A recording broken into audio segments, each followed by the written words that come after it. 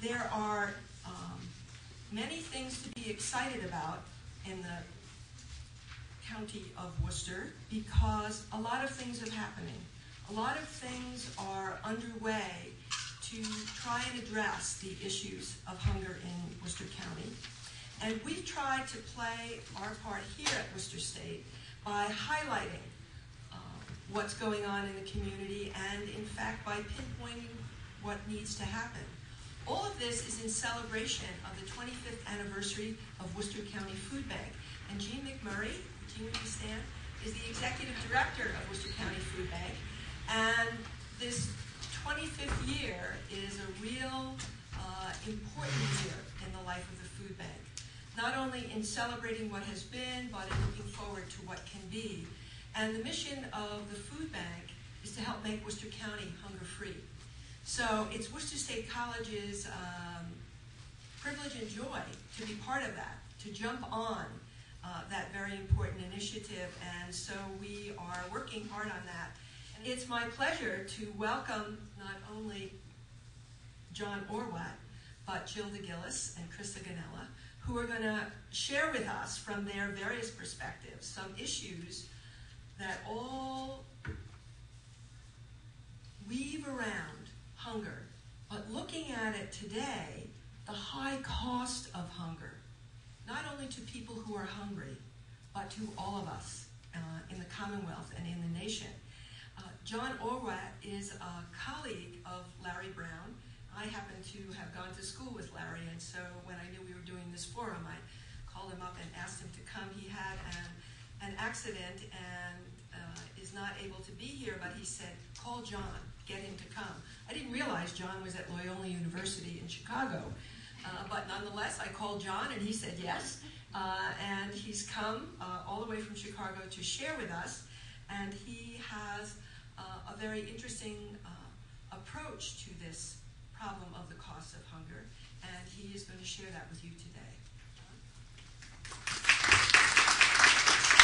Thank you for inviting me, and also thank the Intergenerational Institute for making this possible. I have to laugh, it took me about an hour to get here from the highway because I have a tendency to get lost. And so my story starts with coming here for the first time 20 years ago, and I asked someone for directions, and they spoke very quickly, and they said, take a left at the White Hen. I'm not sure what White Hen is, but I was looking for a chicken, and I finally got to my destination. But it parallels very nicely with stories from Chicago, where when I first moved to Chicago, people would say, go north on Clark. And how do I know where north is? And they'll say, well, Chicago, the lake is to your east. And after a couple of weeks, you know where the lake is. And you kind of know the lake is to your east, you know where north is, you know where south is. And I think that in driving in Worcester and in Boston, you kind of know where the White Hens are after a while, which are your markers, since the street signs are a challenge to us here. So in the end, it's great to be here, and it's great to be at Worcester State talking about this. This was a great project. This was a great project to work on. There is a fantastic guy to work with, and I worked with Don Shepard on several projects as well as Tim. And so we all have a lot of fun together in our late nights, and usually in hotel rooms in other cities, working on such projects. This is kind of a small group, but I'm wondering kind of who's here. Many of you are students, right? Kind of undergraduate students. Is that true? I think some of you were told you had to come. And there's some folks from the community as well. Is that correct? Yeah? Okay. And what about faculty or academics or researchers? Are some of you present? Yeah? Okay. All right. Good. Well, part of the reason I want to ask that is I encourage you as we go through this is to help me to figure out how we can make this study better, how we can take the next steps in doing this research. What did we miss here? What could we do better? Help to critique this for me. I think that critique is very important in this kind of research, and it helps us to take the next step, to go where we can with the next study. Be kind, because my mother's here and she'll beat you up. So, but I'm only kidding. You don't have to be kind. That's always okay with me. So, but I think larger than that, I think my feeling is oftentimes as a faculty is that our role is not to inculcate information or make people memorize facts. I think our goal is ultimately is how do we kind of think critically, and how do we kind of critique, and how do we understand different ways to answer different kinds of questions. And so that's part of when I say that When you go through this with a critical eye. Give some critique. Let me know the strengths. Let me know the weaknesses. Because that is my passion, is how do we do research and how do we get people to kind of go beyond what the research might say. What we know is that the Department of Agriculture, and I'll talk about each of these points in more detail during this presentation. The first point being is 35 million Americans are hungry and or food insecure in the United States. And that number is calculated by the Department of Agriculture and the Census Bureau on an annual basis. And I'll talk about that in a minute. Our studies show that based on this 35 million Americans who are hungry and are food insecure, hunger costs America about $90 billion. That's about $300 per resident of the U.S. per year, about $800 per household, about $22,000 per person during the course of a lifetime. So the bill's pretty hefty. Most national experts calculate that we can end hunger by expanding current programs by about $10 to $12 billion. So when you kind of look at this analysis, we can say an annual expenditure of $12 billion will help reduce the cost burden of hunger by $90 billion. It's kind of a good deal, it sounds like to me.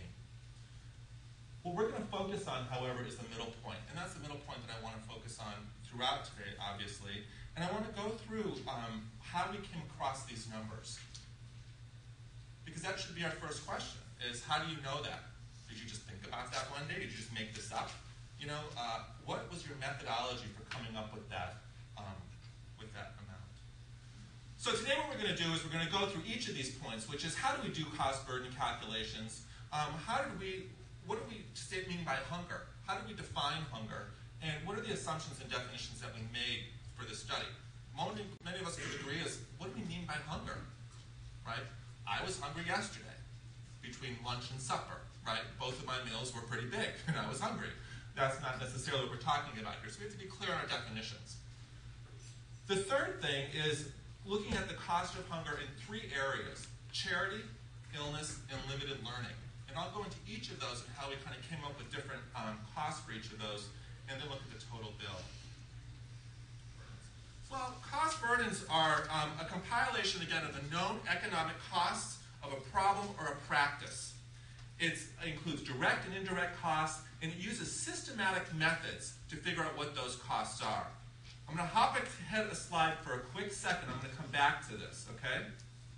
Several cost burden studies have been conducted already. And where we're most familiar are studies having to do with smoking, alcohol abuse, drug abuse, right? Seat belts. What's the cost of alcohol abuse to society?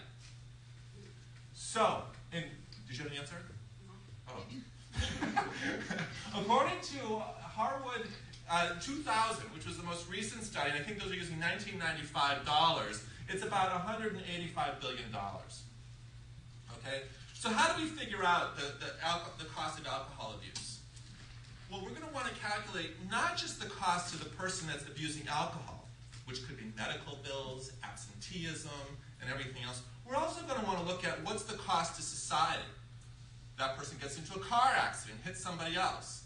How many people that abuse alcohol are causing car accidents, which are causing a cost to society? So we're looking at private costs, insurance companies, of the other person who lost time at work, and public costs. Okay? Our alcohol treatment system is by and large a public treatment system. You could argue that people churning in and out of the alcohol treatment system, that's an example of public expenditure. We also want to look at the cost to families of alcohol abuse. Children not showing up to school because the parents are trashed and they can't figure out how to get the kid to school. What's the cost of that child's absenteeism? What's the cost of child abuse? So when you look at each of these, smoking is a good example. What we can do is we evaluate, okay, what is the annual cost that we can estimate in the most conservative way possible? Because we don't want to go too nuts. We want to be able to justify our numbers.